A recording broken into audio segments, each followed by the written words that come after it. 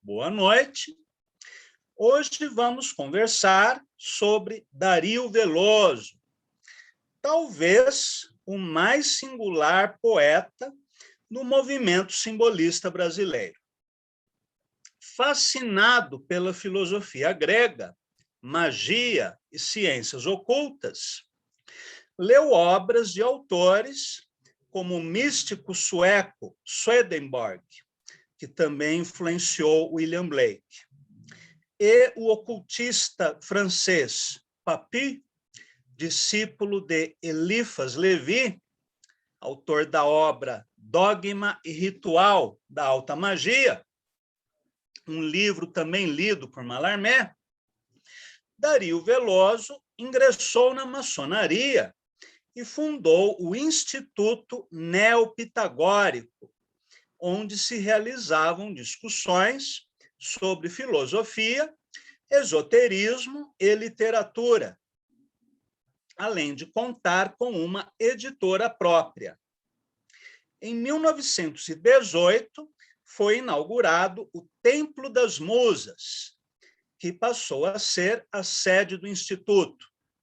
E todos os anos ele realizava, juntamente com outros poetas simbolistas, como Emiliano Perneta, as festas da primavera, em que o poeta, seus amigos, alunos e alunas vestiam trajes gregos e recriavam rituais de inspiração órfica. As fotos que eu publiquei no WhatsApp registram cenas dessas festas. O Instituto Neopitagórico foi incendiado na década de 1970, possivelmente por intolerantes religiosos, e reinaugurado anos mais tarde, existindo até hoje em Curitiba. Eu vou mostrar para vocês uma foto do templo, embora vocês já tenham visto também no WhatsApp. Muito bem. Assim como outros poetas do período, Dario Veloso encantou-se com a poesia de Baudelaire, Rimbaud, Mallarmé, o drama musical de Richard Wagner, o satanismo dos livros de Huysmans. Foi anticlerical e adepto de um socialismo utópico. Visionário nos campos da poesia, da filosofia e da política, sua vida cotidiana, apesar disso, esteve presa a rotinas burocráticas. Não foi, como Maranhão Sobrinho, um boêmio que não conseguia se fixar em um emprego estável, mas alguém que soube conciliar a imaginação criadora com as tarefas necessárias para garantir a própria sobrevivência. Dario Veloso nasceu em 1869, na cidade de São Cristóvão, no Rio de Janeiro, e mudou-se com a família para Curitiba em 1885, aos 16 anos de idade. Na capital paranaense, continuou os estudos e trabalhou na repartição de polícia e na Secretaria da Fazenda do Estado. Também trabalhou como tipógrafo no jornal 19 de Dezembro, o mais antigo do Paraná, e escreveu artigos para revistas da época. Em 1898, tornou-se professor de História Universal e do Brasil no Ginásio Paranaense. Depois, foi professor da Escola Normal e um dos membros fundadores do Instituto Histórico e Geográfico Paranaense, criado em 1900. Como poeta, participou do movimento simbolista do Paraná, ao lado de autores como Emiliano Perneta, Rocha Pombo, Néstor de Castro, entre outros. Além de sua obra poética, cuja reunião mais recente é o volume Cinerário e Outros Poemas, publicado em 1996, em Curitiba. Dario Veloso publicou livros de ficção, história e filosofia, entre eles Efêmeras, de 1890, Esquifes, de 1896, Helicon, de 1908, e Livro de Alir, em 1920. Dario Veloso afastou-se do magistério em 1932 e faleceu 5 anos mais tarde, em 28 de setembro de 1937, aos 67 anos de idade, deixando 12 filhos de seu único casamento. Sua influência como poeta, educador e filósofo na vida cultural de Curitiba foi imensa entre o final do século XIX e início do século XX. E mesmo em décadas posteriores, ele encantou poetas como Paulo Leminski. A relação entre a poesia de Dario Veloso e o sagrado até hoje é tema de estudo. No ensaio que escreveu para Cinerário e Outros Poemas, Cassiana Lacerda Carollo escreve algo interessante que eu vou ler para vocês.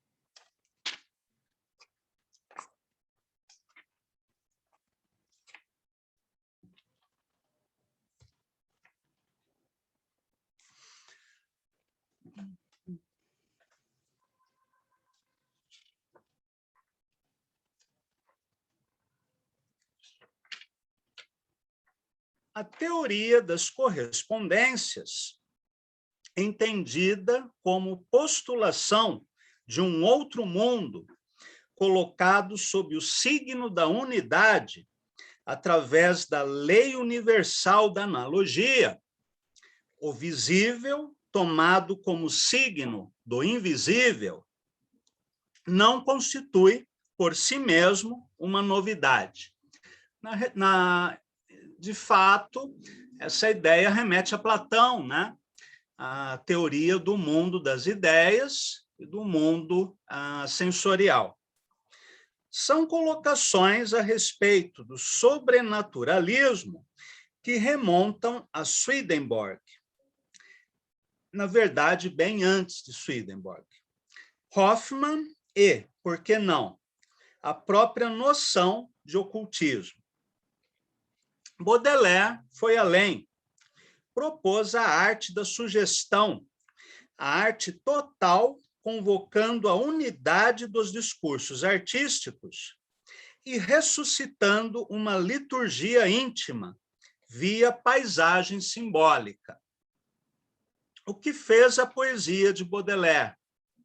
Entre outras conquistas, retomou as fontes da relação poesia-sagrado, sorcellerie évocatoire, e desenvolveu sua teoria a partir da experimentação. Na verdade, essa ideia de que tudo o que é visível são pistas, são sinais do invisível, essa ideia remonta primeiro a Platão. Depois ela será incorporada pela Igreja Católica. Mesmo o padre Antônio Vieira, por exemplo, num de seus belíssimos sermões, ele propõe a ideia de que tudo que existe no mundo à nossa volta são metáforas que devem ser decifradas por um profeta, e que tudo que existe anuncia, de certo modo, a revelação do Novo Testamento. Baudelaire falava na floresta de signos, né? Então, tudo que existe no mundo material são enigmas, são labirintos, que o poeta tem a tarefa de decifrar para entrar em contato com o sagrado, né, com o mundo transcendental. Essa ideia continua no cristianismo, só que com um sentido mais específico. Não é simplesmente a decifração de signos transcendentais. É a decifração da mensagem de Cristo. O mundo seria algo como uma profecia daquilo que já havia sido revelado, sobretudo no Novo Testamento. E caberia aos profetas a descoberta desse sentido íntimo das coisas.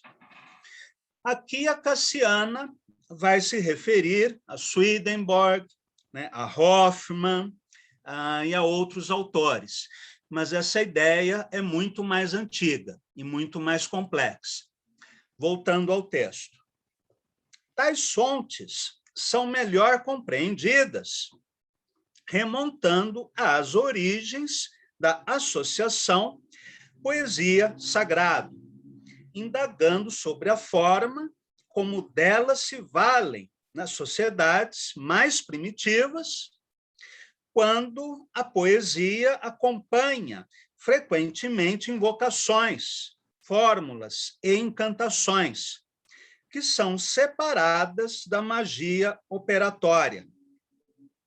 A linguagem invocada pelo mago ou feiticeiro, aqueles que são dignos de se comunicar com os poderes ocultos, vem carregada de um valor particular, superior ao uso habitual das palavras. Aqui a Cassiana toca num ponto muito importante que diz respeito à própria origem da poesia. O que são as invocações, os sortilégios, as palavras mágicas, os mantras, as maldições, senão pequenos poemas, repetidos e transmitidos pela tradição oral. O próprio oriki, de origem iorubá, é a invocação dos orixás.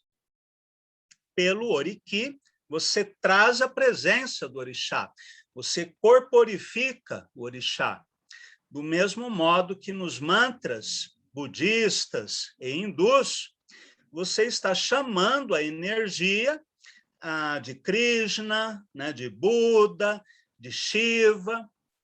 E nas operações mágicas, como nas porções Karma Kanda dos Vedas, onde há vários feitiços, né, para se obter dinheiro, um bom casamento, poder político e outros benefícios materiais, essas fórmulas mágicas também são poemas, também são palavras cuja vibração sonora teria a capacidade de interferir na natureza, de interferir no universo. Essa é a lógica do mantra, do oriki, da palavra sagrada, de um modo geral. Ela teria essa capacidade de invocação e de transformação das coisas, de interferência nas leis da natureza, um poder de criação e de destruição. Portanto, a poesia, na sua origem, nada mais é do que magia. Retomando o texto. Observe-se nos livros sagrados passagens as mais obscuras, carregadas de poesia, que permitem o acesso a revelações e a uma nova realidade. É o que ocorre com o Livro dos Mortos do Antigo Egito, com os escritos atribuídos a Hermes Trismegisto, como a Tábua de Esmeralda, né, o mais antigo texto de alquimia, com os textos órficos ou pitagóricos, que não explicam logicamente o que pretendem, mas abrem as portas dos segredos e mistérios através da sugestão entendida de maneira analógica. A palavra analogia é muito importante, porque é o princípio de toda operação mágica. A analogia, por exemplo, entre um som ou conjunto de sons e determinado fenômeno na natureza. Então, se eu canto determinado oriqui de Ansan, pode ser que eu consiga trazer uma tempestade, né, uma ventania, ou seja, esse som sagrado interfere nas leis da natureza. Com o desenvolvimento da sociedade ocidental, ocorreu uma relativa degradação do conteúdo sagrado na criação poética. A necessidade de lógica e clareza invadiu cada vez mais a poesia, fazendo com que se perdesse o fio das antigas tradições, ao menos em algumas literaturas, enquanto outras preservavam esta via, mesmo que à margem das tendências dominantes ou por força de determinadas correntes do pensamento filosófico. Hoje, talvez, apenas as sociedades mais tradicionais ainda conservam esse poder mágico das palavras.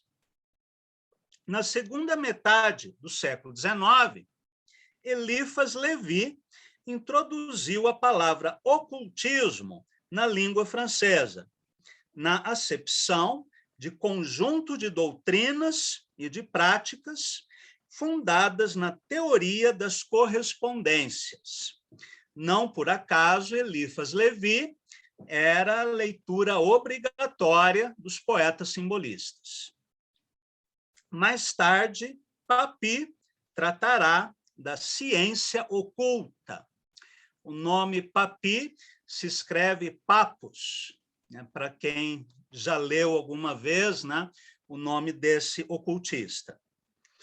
Paralelamente, o termo esoterismo começou a circular correntemente e a atração pelo hermetismo é resgatada.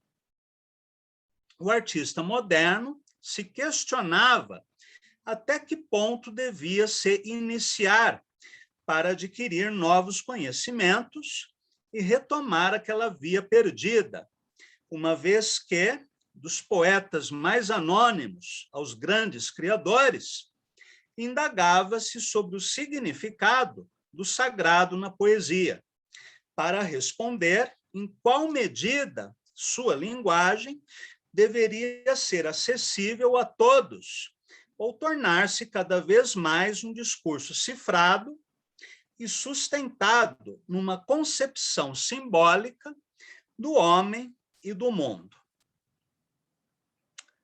É bem verdade que tais especulações remontam ao Renascimento europeu, quando os filósofos alexandrinos, neopitagóricos e neoplatônicos foram redescobertos. O Barroco, conforme Jean Rousseau, se desenvolveu no universo da analogia saído da Renascença e contestado no século XVII pela ciência nova, lembrando que o iluminismo desprezava qualquer coisa que cheirasse a misticismo, a religião, a sobrenatural, e se atinha àquilo que podia ser demonstrado de maneira empírica ou comprovado por argumentos lógicos. Na Inglaterra, não se pode ignorar as aproximações com a Cabala no Paraíso Perdido de Milton, o que também se deu com os poetas ingleses do século XVII. Na Alemanha, se Paracelso não influenciou uma poesia merecedora de destaque, foi preciso esperar a Contra-Reforma e o Barroco para se vislumbrar o surgimento de um lirismo místico de caráter esotérico, destacando-se nesse conceito o autor do Peregrino Querubínico, Ângelo Silésios, leitor de Jacob Bohm e Ruysbroeck, tido como poeta do sagrado, que inspirará Stefan George e Rilke. Nós já comentamos um pouco sobre Ângelo Silésios nas aulas que dedicamos a Rilke. Também na virada do século, a poesia alemã sofreu os efeitos da simbiose poesia e iluminismo, que teve forte influência sobre Goethe e Novalis. Posteriormente, ocorreu a influência de Nietzsche e Hartmann, e a relação do primeiro sobre Wagner é tema que não se faz necessário insistir. No século XVIII, aparecem na Europa os misteriosos Rosa Cruz, fundando lojas no norte da Alemanha, na França e, sobretudo, na Inglaterra, onde terá um forte ressurgimento em meados do século XIX. Também na Inglaterra, na segunda metade do século XVIII, ocorreu a eclosão de uma nova poética embasada em um esoterismo mais profundo.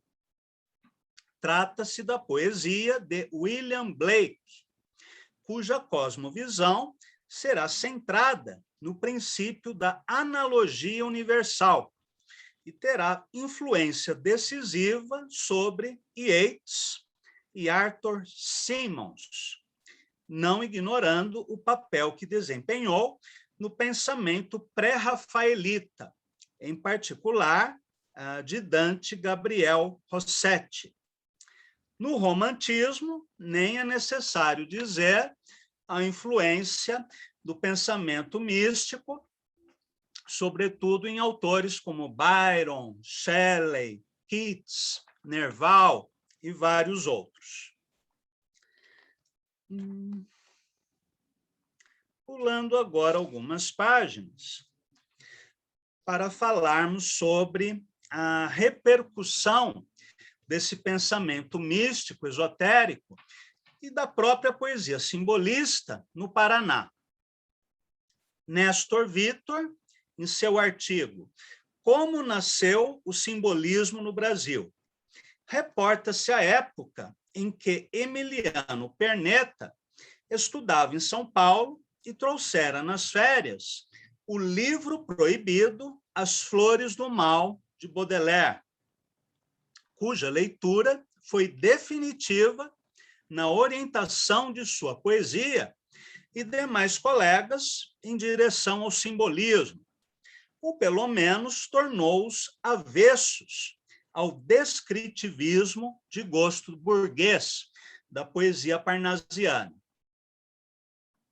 João Itibiré da Cunha, além de haver participado do grupo belga La Jeune Belgique, era amigo de Maeterlinck e vários outros poetas simbolistas. E graças à sua interferência, muitos dos textos de Maeterlinck, por exemplo, também chegaram ao Brasil. muitos desses textos publicados na revista Cenáculo, graças à sua influência.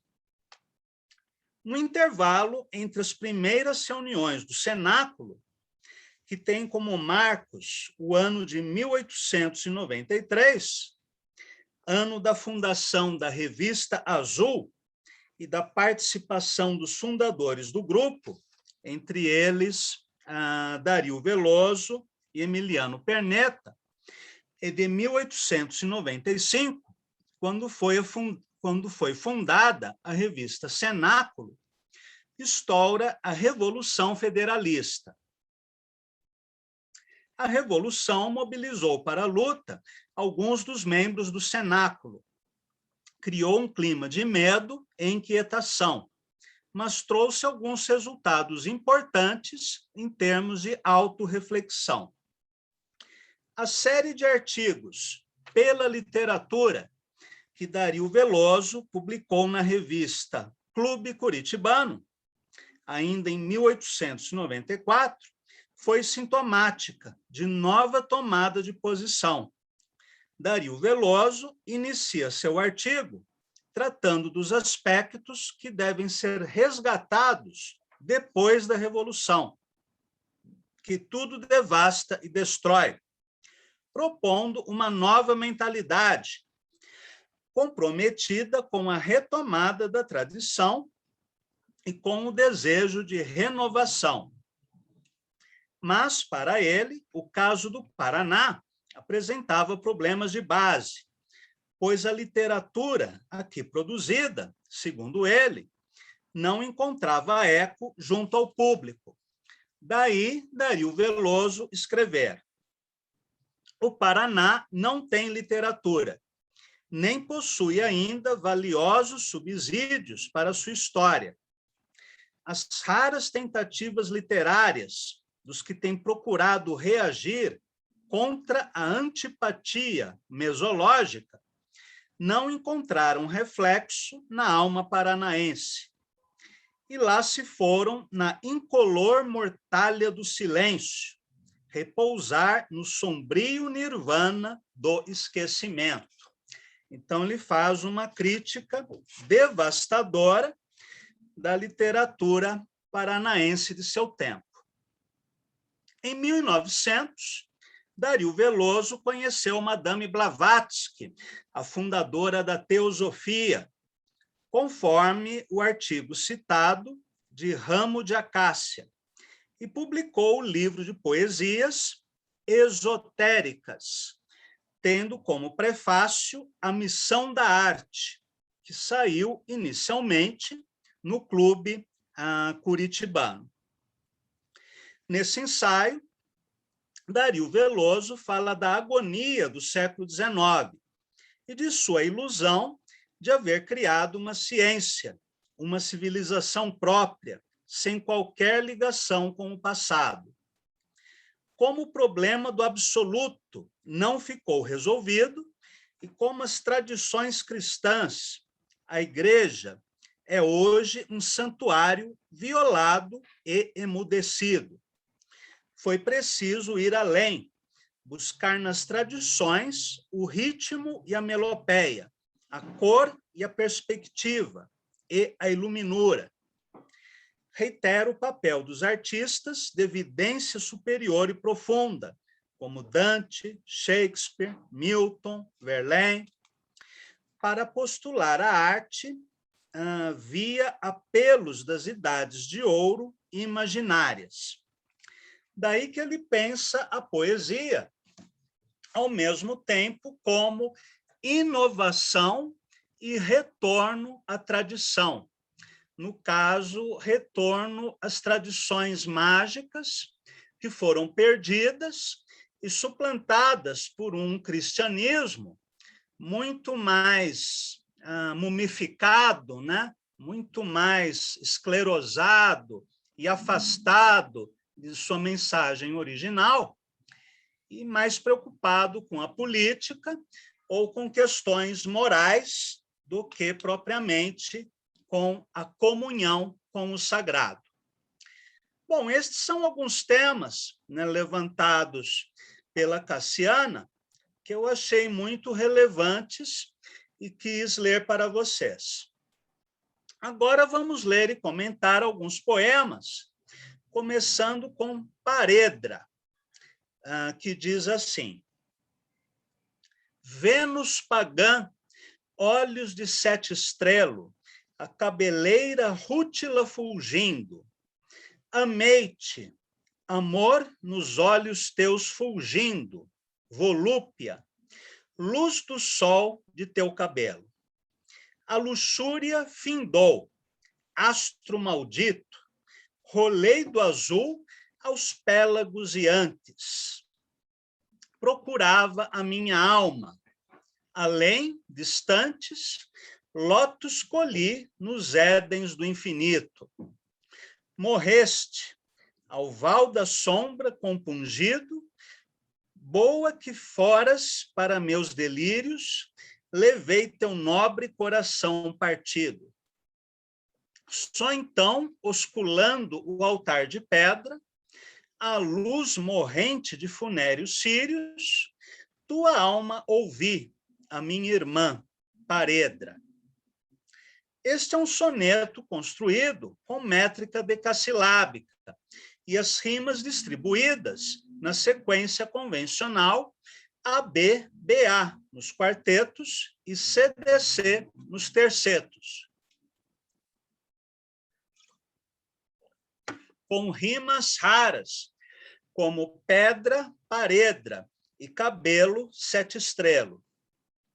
O vocabulário é refinado, incluindo termos como pélagos e ântilas, pélagos e antes, rútila fulgindo, e as imagens pagãs relacionadas ao erotismo mesclam-se a um sentimento cristão de culpa, como acontece em Baudelaire e outros poetas simbolistas.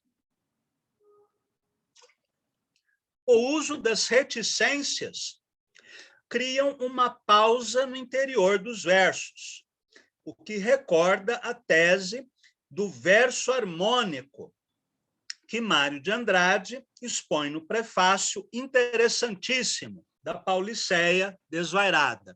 Vou ler um breve trecho do prefácio, em que Mário diz: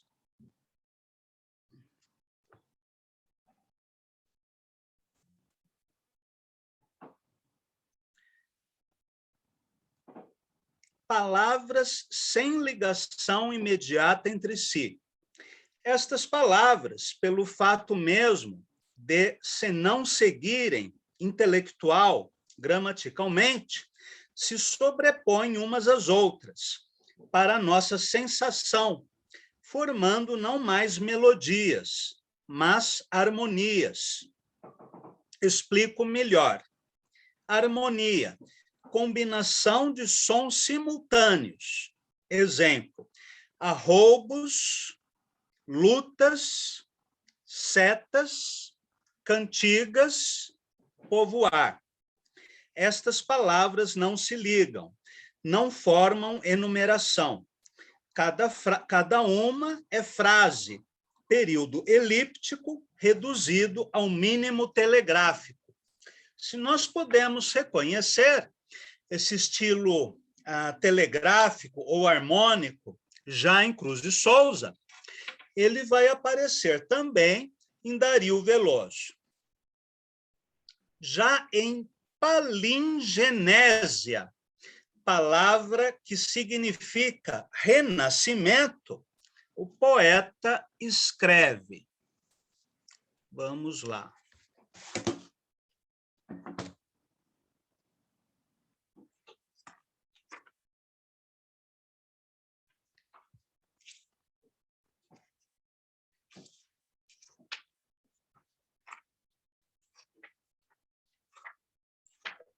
Então, em Paliginésia, Dario Veloso escreve: ocaso, opalas e amaranto, jaume e opala, curva azul de horizontes, montes. Além o sol trescala, ânforas de óleo santo, lírio e nenúfar. Unção da noite, prece. Voguemos, o ocaso é mar de violetas e crisântemos. Ceifeiro, a messe de meu amor vai ceifar. O sol mergulha e a noite crepes negros estende, crepes da alma, crepes sobre o mar. Esperança, esquife e ulha, impiedade, crueldade, esperança, flor de lírios vão te incinerar. Carregam traves, fumega a pira, lira entra a cantar. Ó torre do ideal, fechada 7 chaves, torres de ametista e de luar, abri-vos, quero subir, subir muito alto, sobre a terra, no azul, além, no astral. Lázaros, sonhos meus, espectros redivivos, as tuas 7 chaves, torre do ideal. No asfalto, esporas tinem de cavaleiro. Quem abrirá? Esporas de ouro de cavaleiro. Cavaleiro ou coveiro? Alguém do de lá? Velas ao oriente. O oriente é mar. Ave estar. Morro de frio em minha ermida branca. Alva de luar. Urzes da vida, urzes da ermida branca, que mão de piedade arranca, urzes de bruma de meu tédio, estar. Mendigo, cego e morto de fome. Dá-me a luz de teu olhar, ó sol do...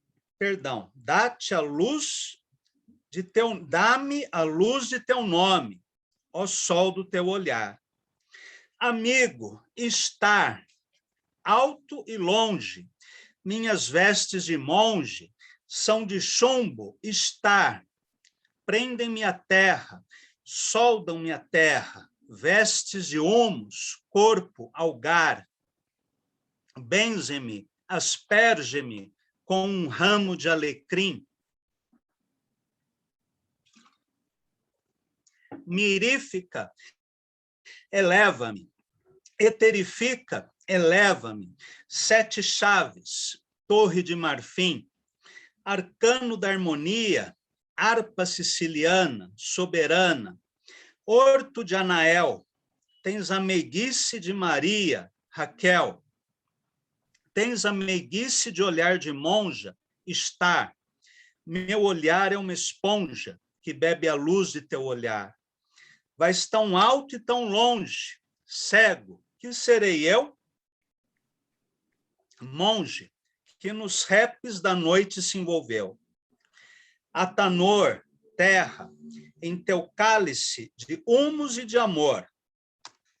Encerra meu corpo, ó Mãe misericordiosa, e meu astral no seio de uma rosa irá brilhar.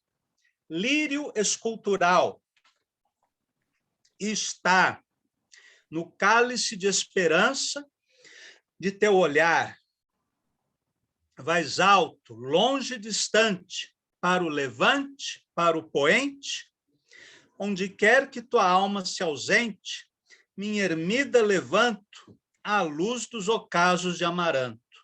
Saudosamente, discretamente, nos 7 palmos de um campo santo. A Cassiana faz uma interpretação deste poema muito interessante, que eu vou ler para vocês. Palingenésia é um poema que reúne 7 unidades de sentido ou fases de um processo cíclico, poético e simbólico. O ocaso, momento de mudança, prenúncio da noite, ameaçando a esperança. O desejo de ascese, simbolizado na torre ao luar. O chão, o asfalto, anunciando a chegada de alguém do outro mundo. O lamento do monge preso à terra. A invocação a Ishtar, a deusa babilônica do amor e da guerra, para que o poeta supere o peso da existência, o desejo da conjunção, em busca da luz e da elevação, e a permanência de expectativa de novos ocasos e do cumprimento daquele desejo. A primeira unidade, sustentada em pausas e expectação, valoriza o silêncio e une os elementos como elos da cadeia da perpetuação de um instante. Em todos os versos, há uma determinação expressa de ir além da realidade imediata. Por isso, a primeira realidade tem que ser diáfana ou tomada por nós como tal, uma vez que é acesso a uma outra.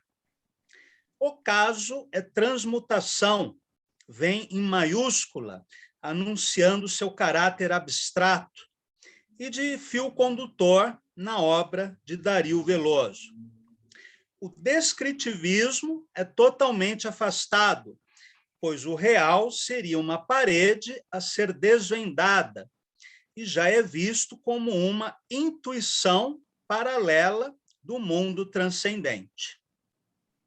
Em Dario Veloso, as pedras preciosas, estrelas terrenas, são elementos presentes nos poemas, evocando ocasos de ouro, lagos de esmeralda, olhos de pérolas, poente de ametista, lagos de âmbar, palácios de ouro fino, sáfir, esmeralda e lazuli, lagos a refletir opalas e frotas de topázio e de turquino. O caso, como realidade imediata, é símbolo de conhecimento. É opala, que, como pedra, exerce um papel fundamental na relação entre céu e terra, sendo as pedras preciosas elementos da mãe terra amadurecida. Contrapondo-se às pedras, as flores, o amaranto, o lírio, o nenúfar, as violetas, os crisântemos, mesmo tendo conotações simbólicas diversas, são o princípio passivo. A flor é taça ou cálice, que funciona como receptáculo da atividade celeste. No tantrismo taoísta, a floração é o resultado da alquimia interior, da união da essência e do sopro. Assim, o sol que brilha também exala perfumes, e a imagem do receptáculo se repete, se expande em mar e se esvai no ritmo de andamento conceitual que funde o visual com o sonoro, que é algo importante no simbolismo, né? A sinestesia.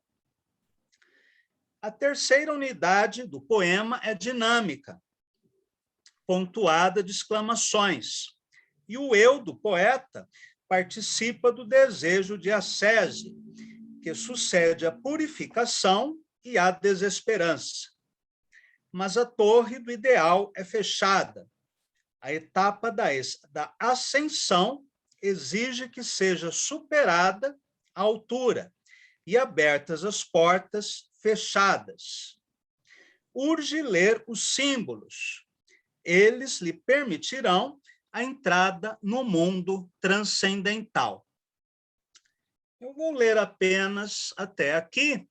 O comentário todo, né, da Cassiana é muito interessante, mas vamos ler mais alguns poemas, como o poema Abismos, que diz assim: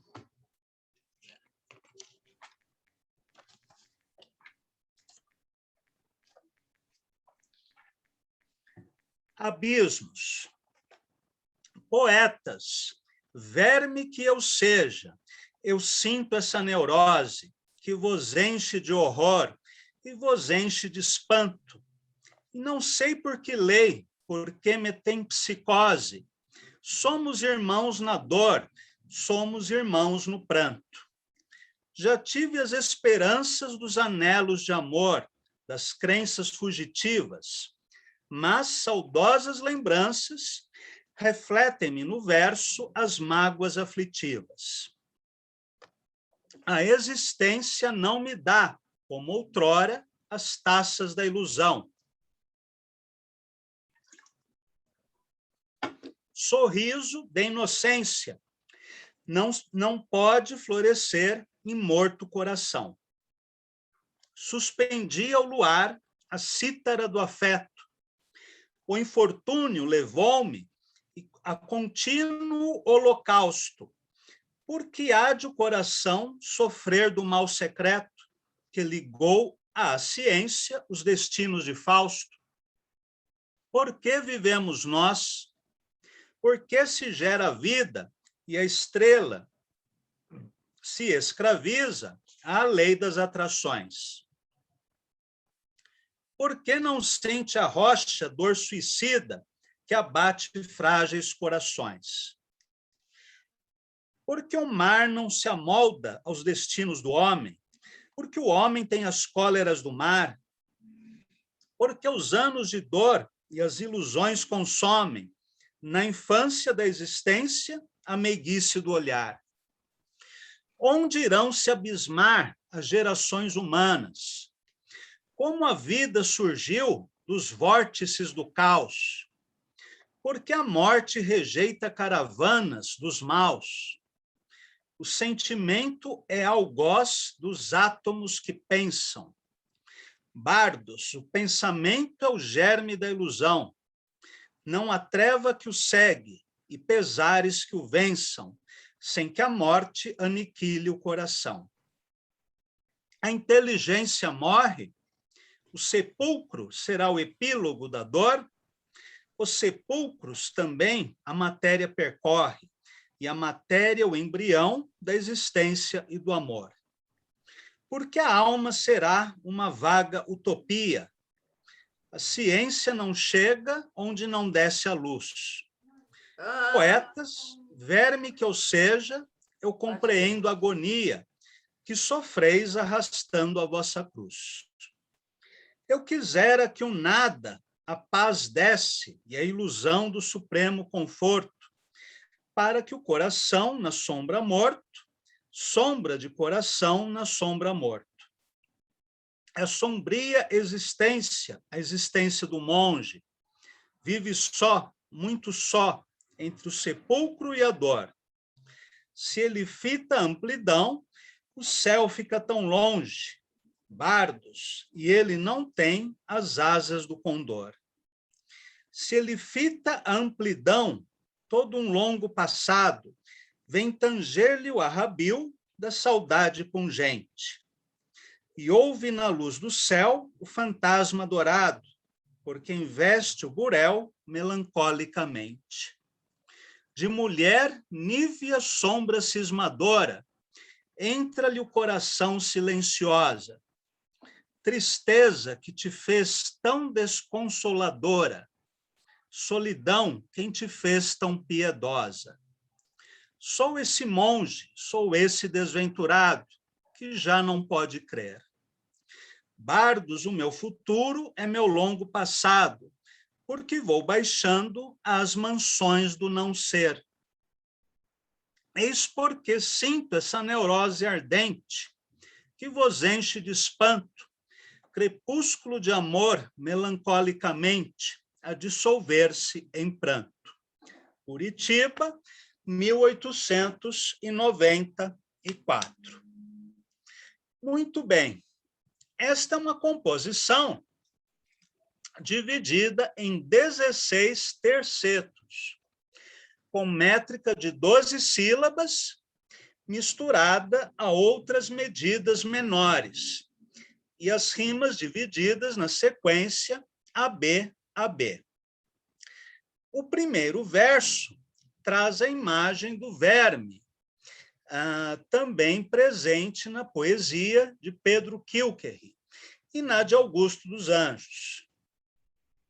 O poeta é associado àquilo que é feio, repulsivo, e, ao mesmo tempo, como acontece no soneto O Assinalado, de Cruz e Souza, é um ser destinado a uma vida dolorosa, por alguma lei cósmica desconhecida. O poeta se compara ao Fausto de Goethe e questiona o próprio sentido da existência, caso haja algum. Ele pergunta como a vida surgiu dos vórtices do caos, escrevendo caos com C maiúscula. Sugere que os átomos são responsáveis pelo pensamento, numa interpretação cientificista, que novamente recorda Augusto dos Anjos. E, por fim, indaga se a inteligência morre ou sobrevive à morte física. O amor, para ele, é também consequência da matéria, e a alma não passaria de uma vaga utopia.